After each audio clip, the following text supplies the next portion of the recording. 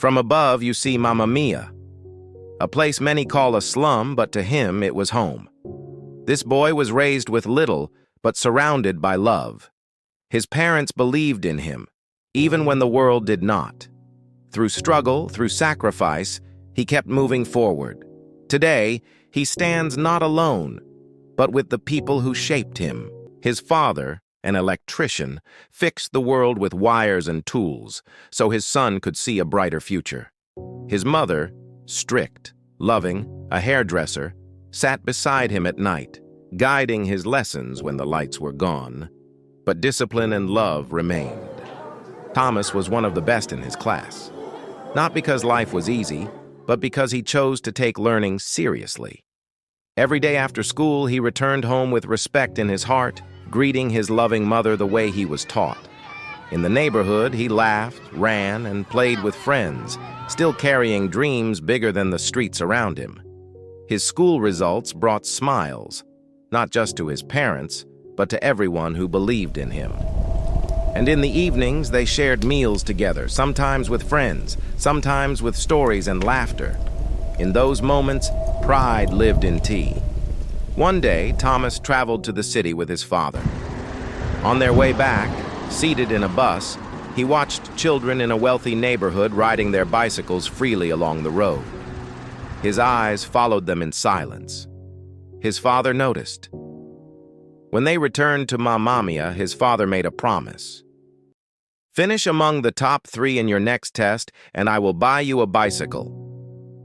That promise stayed with Thomas. When the results came, he placed 5th. Fear took over. He changed the result, hoping to claim the promise. As usual, he placed the paper in the room, then ran out to play with his friends. The truth did not stay hidden for long.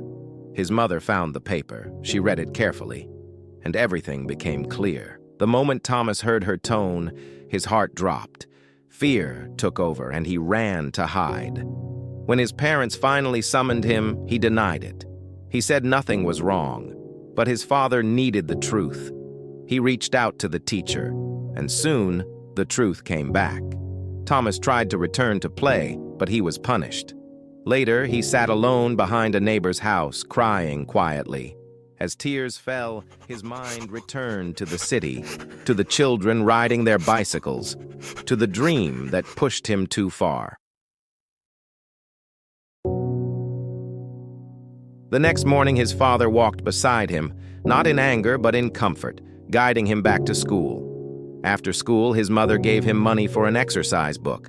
No long words, just love. Thomas loved his parents, and even in discipline, he learned that love never left.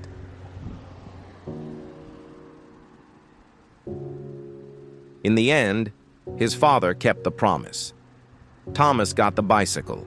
That bicycle carried him through years of learning, through early mornings, long roads, and countless dreams. And even as he grew, he never let it go. Time moved forward. Thomas graduated from the university and secured a job at a construction firm. Every day, he worked with focus and discipline. Management noticed. They saw his dedication, his consistency, his heart for the work. And one day, they rewarded him with a car and a house.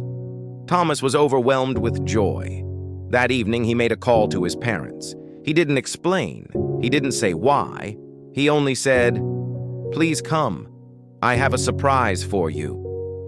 And for the first time, the boy who once dreamed on a bicycle was ready to give back.